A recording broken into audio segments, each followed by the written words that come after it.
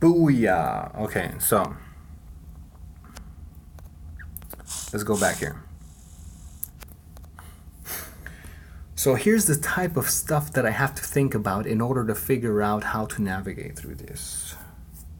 In order to figure out the principles of how to navigate a simple 3D maze with a 2D, with a two-dimensional experience.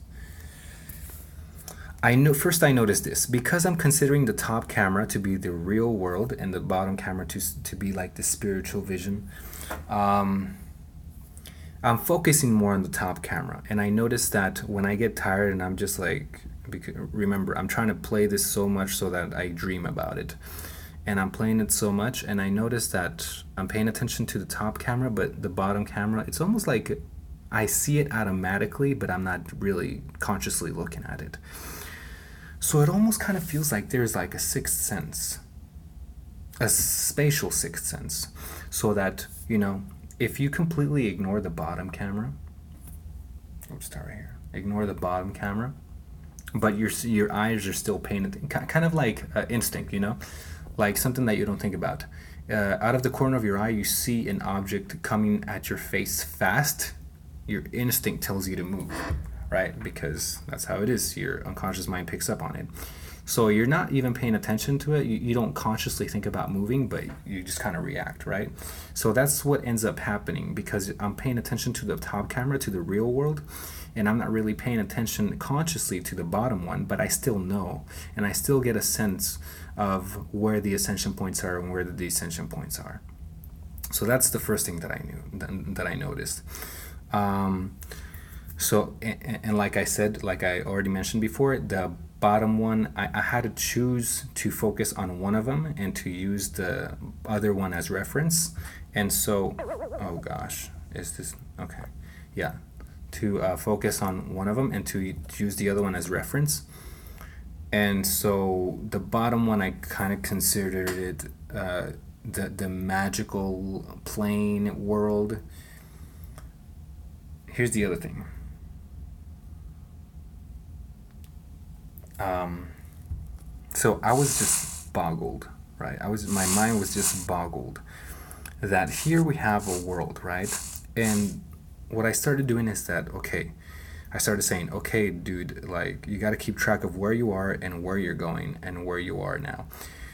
The first thing that you got to do is memorize. You got to memorize the place where you're at because sometimes places look the same, everything looks the same, and you get confused and you don't know where you're going. So it'd be good if I had shown you how long it took me to figure this out so that you would know what problems I went through and why I'm thinking about it this way. I'm not just thinking about it this way because it's nice or new, but it's I actually had to think about it this way so that I could figure out so that I could keep track of everything. So, um, I made a commitment to myself saying, okay, first of all, you got to memorize where you're at. So, the top world, you got to memorize it. You got to memorize it. You got to memorize it. Okay, so it basically just looks like an L. Okay, and I saw the exit right there, but just for the sake of explaining things, I'm gonna pretend I didn't see that. All right, so I memorized it. It looks like an L.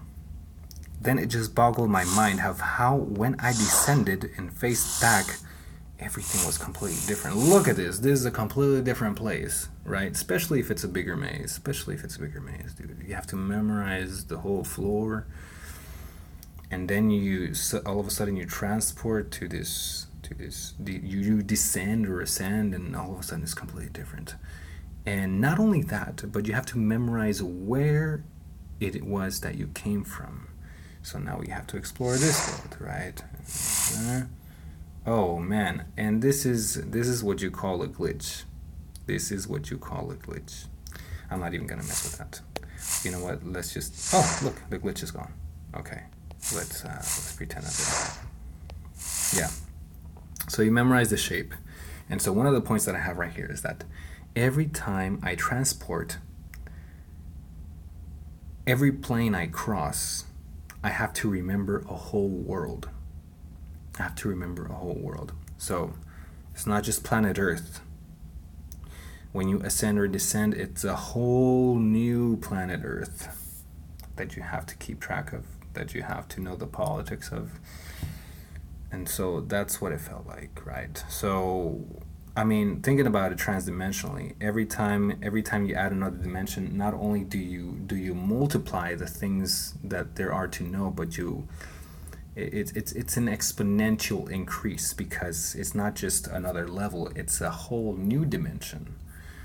So when you're doing so I mean, thinking about this is like when I get to the 4D mazes, it's like not just one cube, but it's as many cubes as there are ascension points and descent, or not, no, as many cubes as there are levels of ascension and descension, right? So you're not just going to do a 3D maze inside a cube, but if you ascend once, that's a whole new cube, and if you ascend again, that's a whole new cube. A whole new world every time you ascend or descend. I hope you understand the conundrum of this. But let's go back to our point and let's get rid of this maze now that I've explained that. Let's ascend, face the direction in which I was going, and let's exit. Oh gosh, okay, there's the descension point right here, where you descend and you realize how the world is completely different. And you exit.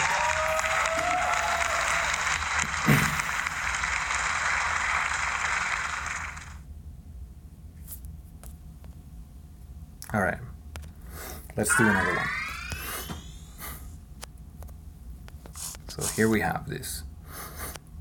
And I've been trying to understand, I haven't gotten around to really understanding this, but here's what happens.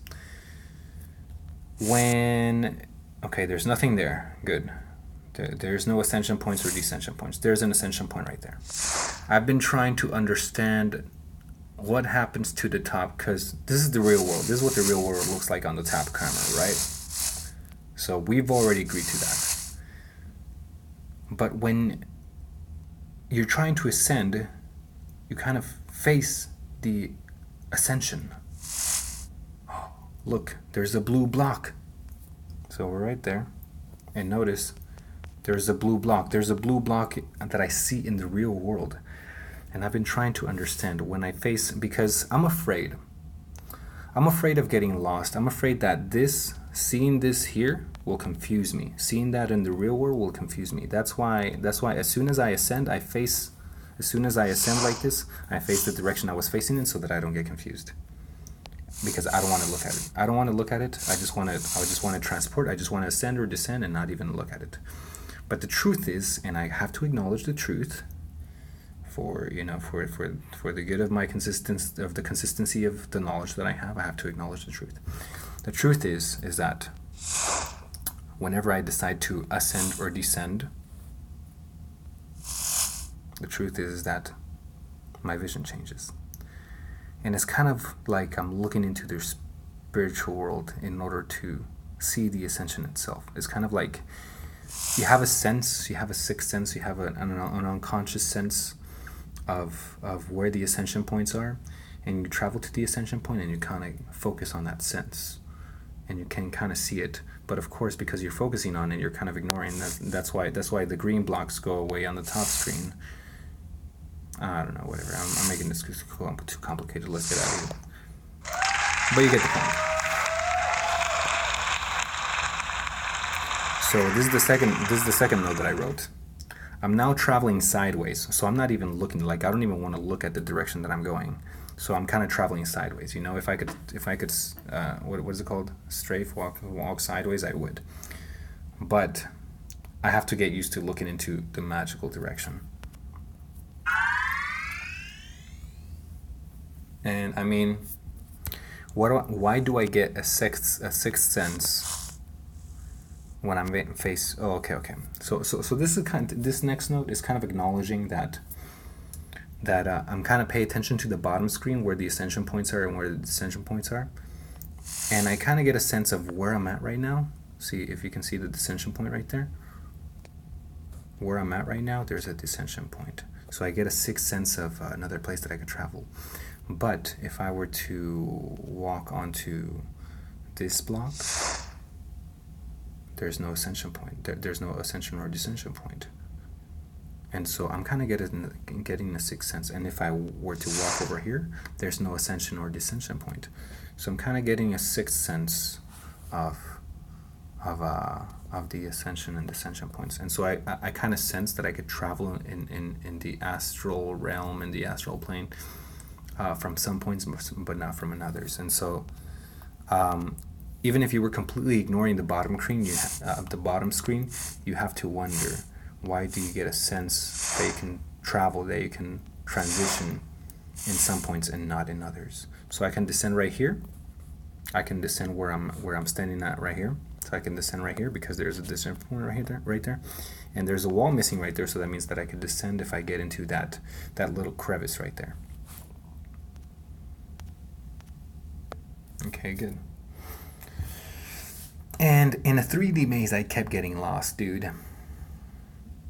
I kept getting lost, and so that had me thinking, man, if I get lost in a little 3D maze, if I have trouble keeping track which way is up and which way is down, because this is 3D right here. This is what you see right here is 3D.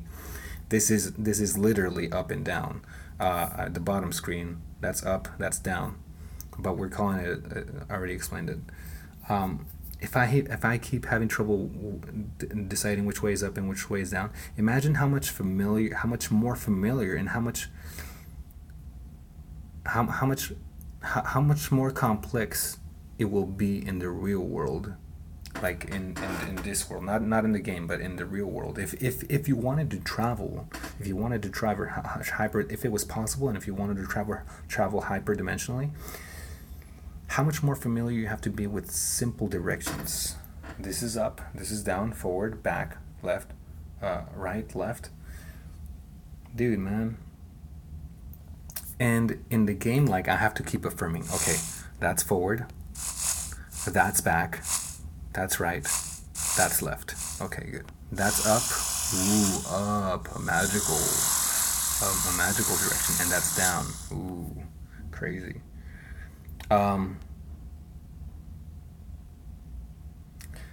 So if I have to keep affirming to myself, watch, because when I descend right here, let's descend, and sometimes I don't even pay attention to where I'm facing, right? And if I don't pay attention to where I'm facing, I could face back, and then I'm like, wait, where am I? Oh, okay. Then I take a look around and like, okay. That's what I kept doing the first time I was playing this. I wasn't really paying attention to which way I was facing. I was descending carelessly, and I was ascending carelessly. And then when I got back to this direction, I was like, oh, okay. So I had to kind of reorient myself every time I traveled.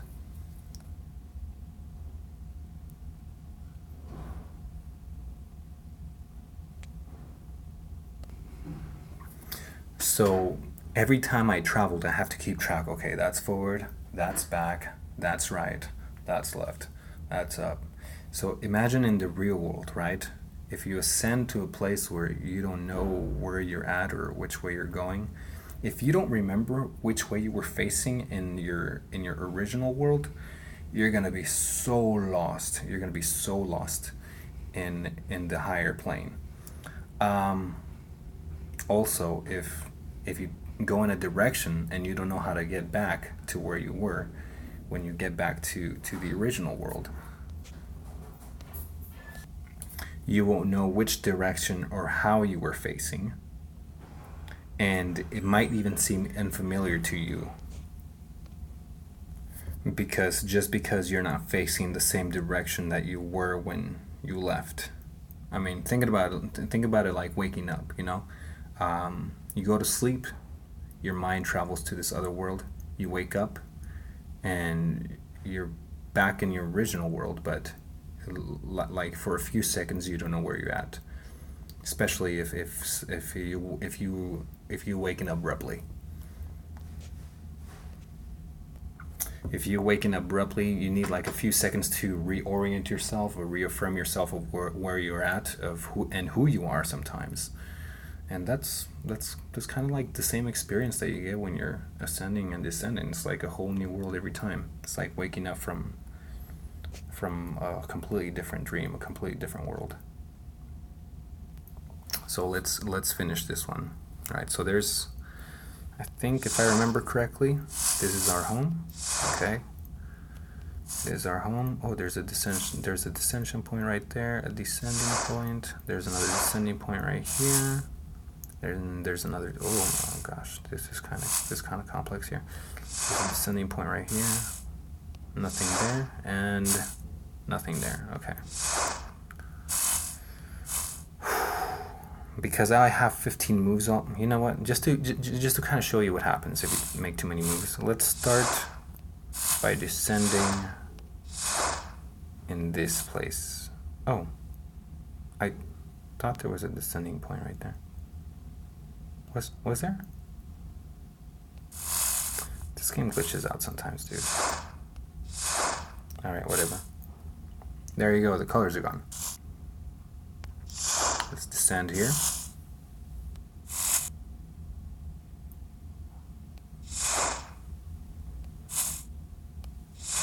Nothing here. Okay, there's nothing there.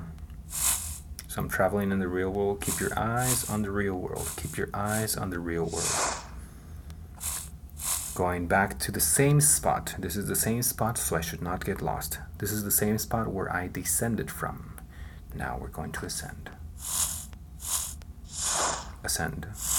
Face the same direction. Okay, good. There's another descending point right here.